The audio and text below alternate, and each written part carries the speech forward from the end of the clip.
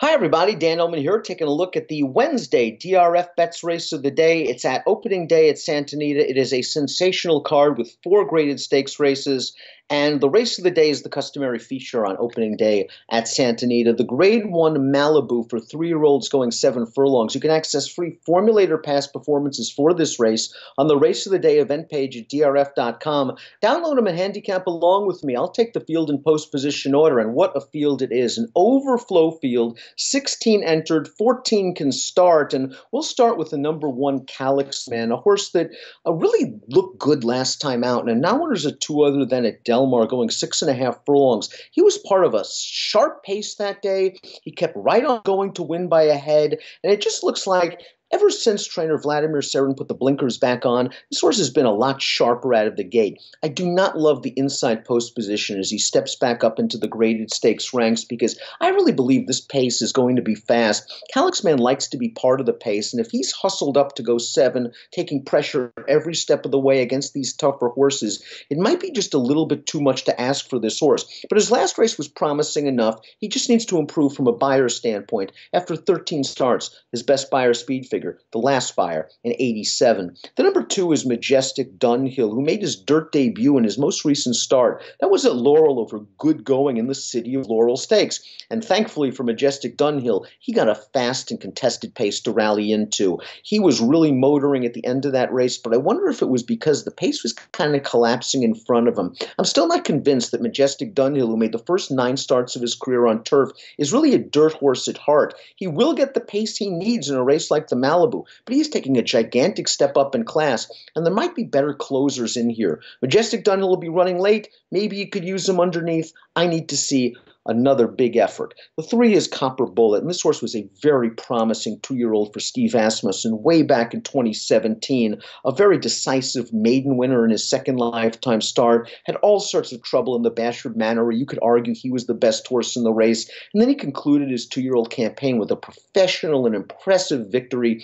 in the Saratoga Special. He looked like he was going to be a player for the Spring Classics, but he came down with various shin injuries, and he missed his entire 3-year-old campaign, well into his 4-year-old campaign. He returned last time out, and he showed no rust whatsoever. It was at Churchill Downs. He had the benefit of a nice, easy pace that day, but he earned a 96 buyer speed figure in impressive front-running fashion. I think Jose Ortiz is going to be very aggressive with Copper Bullet. I think he has a little bit more speed than Calyx Man, and I think he's going to make the front in the Malibu. He's a horse that I would use in multiple race wagers, although it is worth asking the question, is this too much too soon in only his second start off such a lengthy injury-induced layoff while facing more pace and shipping cross-country? Make sure you get your price with Copper Bullet. But he's a talented one, and Asmussen has been going great guns over the last month or so. He should be in prime contention when the field turns into the stretch. If you're looking for a closer, the number 4, Still Having Fun, has the credentials to win this race. He goes out for low-profile connections. They are very good, solid connections, and that just means he's going to be a good price, as he was when he upset the Woody Stevens on Belmont Stakes Day at 13-1, in a race with sort of a same feel as the Malibu. 7 furlongs, fast pace. You know he's going to be running late. After the Malibu, he ran in the 8 Challenge Jerkins. Promises Fulfilled basically wired that field. He didn't have enough pace to run at that day. They ran him in the Kelso. There was no pace on a very inside speed favoring track for him there. I was a little bit disappointed in the Cherokee Run on the Breeders' Cup undercard, and last time out he had no pace to run at Mahoning Valley over a wet track. He's a little bit dirtied up. I'm not sure how much improvement, though, is there after 12 lifetime starts, but he is a horse that's going to get a hot pace, and he's going to run late. He might be the horse you want out of the Steel Valley Sprint, and we'll talk about the runner-up in that race in a moment. The 5 is Identity Politics, who just missed last time out in his first start against winners. He is very, very lightly raced, but it was nice to see that he earned a 96 buyer speed figure that day. It's fair to question the figure. The race has come back relatively weak, but Identity Politics is another horse that just has the look of a closing sprinter. And last time out at 6, it might have been just a little bit too short for him. He gets the 7 here, and Chad Brown is showing a lot of faith in this horse and shipping him cross-country when he's still eligible for a now winners of one other than. Identity Politics might get lost in the shuffle in this big field from a wagering standpoint, and he's a horse that I'm using in multiple race wagers. I think he's a very strong closer. I am a big fan of Axelrod, and after he ran second behind McKinsey in the Pennsylvania Derby, I really wanted the connections to try the Breeders' Cup Dirt Mile. I thought shorter was better for this horse. I understand why they took a shot for the big money in the Breeders' Cup Classic, Classic, and it just didn't work out against Accelerated 51-1 that day. He is getting the turnback I believe he needs here. He is getting the pace that I believe he needs here. He's getting the class relief that he needs here, and he might be a pretty decent price for McCarthy. He earned a big fig in the Pennsylvania Derby and a game effort behind McKinsey that day, and I think this is a horse that's going to get the right setup in here. He's another horse that I would use in multiple race wagers. The 7 is 7 Trumpets, who ran in the Breeders' Cup Dirt Mile, and he was just a little bit overmatched that day. I was a little surprised he was close to the pace. He's probably just not as good as horses like City of Light and Seeking the Soul and Bravazzo, who came back to run second in the Clark with a triple-digit buyer speed figure. 7 Trumpets is grade 1 placed at this 7 furlong distance, finishing second in the prestigious Jerkins 3 starts back. I've always wondered if he's true grade 1 class, and looking at some of the other stalkers and closers in this race, I think some of them might be just a little bit sharper and better than 7 Trumpets. He's a really nice, reliable, honest horse who might be in just a bit tough. Bob Baffert, I believe, has entered 5 in this race. The number 8, Nero, is a horse that has always had a tremendous amount of potential since day one. He sold at public auction as a yearling for almost $1 million.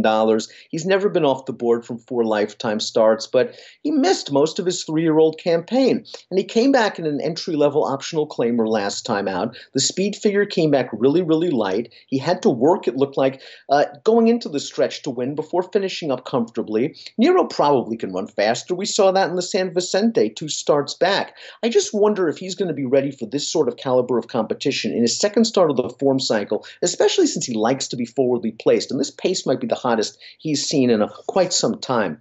The number 9 is Axeman, and Axeman is a horse that I really believe is getting back to what he wants to do, and that is sprinting for Bob Baffert. His career debut was very, very impressive, a 97 buyer. It was all the rage in Southern California on New Year's Day 2018. They ran him in the San Vicente against Kanthaka. He was caught up in a ridiculous speed duel that completely compromised his chances.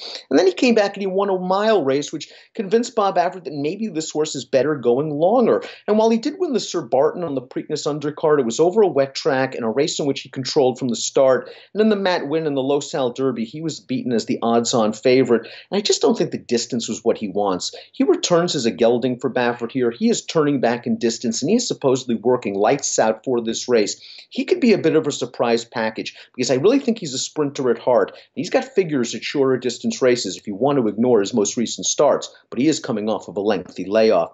The 10 is Bobby's Wicked One, who goes out for trainer Al Stahl, who has sent horses out to Southern California for the Malibu in the past, with mixed success. I believe he had a runner-up here a few years ago with Central Banker. Bobby's Wicked One is eligible for a Now Winners of 2 Life race, and I think there are 2 ways to look at Bobby's Wicked One. One, you could say that the recent improvement in his form has directly coincided with the fact that he's run on wet racetracks, and he may simply just be a mudlark. 2, if you're really taking a favorable stance on this horse at a big price, is that he was a late May foal. He's really taken a lot of time to get to the races and a lot of time to mature, and maybe he's just figuring the game out. The Steel Valley Sprint was a race which was sort of just run in front-running fashion. Trigger warning, the ill-fated trigger warning made the lead. Bobby's Wicked One took a good bump at the start, was rushed up to press trigger warning. He had every chance turning into the stretch. They bounced off each other a few times. He just never could get by that foe. The race came back very fast from a buyer standpoint in 99, but if he is going to win a race like the Malibu against much tougher horses, he's going to have to do it from off the pace. Visually, I like what I've seen from Bobby's Wicked One. I'm not really sure he's a 99 buyer horse, but I know he's going to be a good price going out for top connections. And as a horse, again, that you could use as a backup, I think, in multiple race wagers at a nice price. The 11 is Gravitas, a horse that also was briefly on the Kentucky Derby Trail. He was a very promising 2-year-old, winner of the Bob Hope, winner of the Springboard Mile. But after running 13th in the Pat Day Mile, he missed a lot of time. He came back in a 2X optional claimer, and I realized it was off the layoff, and it was probably just a prep for the Malibu, but I'm sure the connections wanted to see a lot more, and they just didn't get it. He passed a couple of tired horses in the stretch, and while he might be tighter here, I wonder if the various injuries that he suffered in his career have kind of taken a little bit of the starch out of Gravitas. I need to see one. Kanthaka's the 12, and he always has a puncher's chance because he is a strong closing sprinter. He proved that in the San Vicente when he got a great pace setup and a great ride from Flavian Pratt. He has a very strong turn of foot on the turns. We saw that in the San Vicente. We saw that when third in the San Felipe when trying to go a mile and a 16th. way too far. His most recent race was a weak edition of the Grade 3 Las Barrera. He got a beautiful ride from Flavien Prat that day, tracking the pace inside, easing out on the top of the stretch. He's been better than those horses, but he hasn't been seen since May. And it's a question that a lot of these horses have. Can they be successful going a demanding 7 furlongs in a full field of tough, competitive horses coming off a long layoff? Kanthaka, I believe, has the natural ability to win a race like this, but it's going to be tough off the bench. McKinsey, the number 13, is the horse to beat and probably the best horse on paper for Baffert. In the Pennsylvania Derby, he earned a 107 Beyer speed figure. Off the layoff, it was a 129 pace-adjusted time form U.S. rating, and it convinced Baffert to try the Breeders' Cup Classic, a race in which really the trip and distance just didn't work out for him. It was an extremely fast pace. McKinsey was up on the pace, and he just wasn't up for the likes of Accelerate. He was bet down to 7-2 in the Breeders' Cup Classic. I think shorter is a lot better for McKinsey. He's going to get a pace to rally into. I wonder if 7 furlongs is a little on the short side, but I do think he's best between 7 furlongs and a mile and a 16th. I just don't like playing horses coming off real stinkeroo efforts. So while I mentioned the excuses he had in the Breeders' Cup Classic, he was kind of done at the half-mile pole, and considering all the money he took, you would think that he would have done better than finish 12th, beaten 31 lengths. This is a horse that you have to make a decision with. I think you're going to either lean on him heavily in the multiple race wagers, or like me, you might want to toss him completely. I don't like playing short-priced horses off of lousy races, but this might be one of the Breeders' Cup horses, and we talk about it all the time on our various DRFTV shows. The Breeders' Cup horses usually have the Breeders' Cup, obviously, as their main goal. And after that, when they come back, maybe they leave a little bit on the racetrack on Breeders' Cup Day. McKenzie came into the Breeders' Cup as a very fresh horse. He missed the entire Spring Classics and only had one prep race. And I think he's a relatively fresh horse here. He's a tough call for me in the Malibu. I think he's the best horse. I'm not sure he's the best value play. Baffert also has Solomini coming off of a June layoff where he finished behind Axelrod as the even money favorite in the Affirmed. I don't really think the pace worked out for him, nor the trip in the Affirmed, nor the way the racetrack was playing at Santa Anita. And the Kentucky Derby, he was 62-1. You can draw a line through that race. He's always been a nice, solid horse that I think wants longer distances. Maybe he's been a closing sprinter all along. Tough outside post position, other closers in the race, other closers with more recent form. I like Solomini as a horse. I'm interested to see what Baffert does with him as a 4-year-old. I wonder if this race will be too tough. I want to use four horses, in the multiple race wagers. In post position order will be 3, 5, 6, and 10.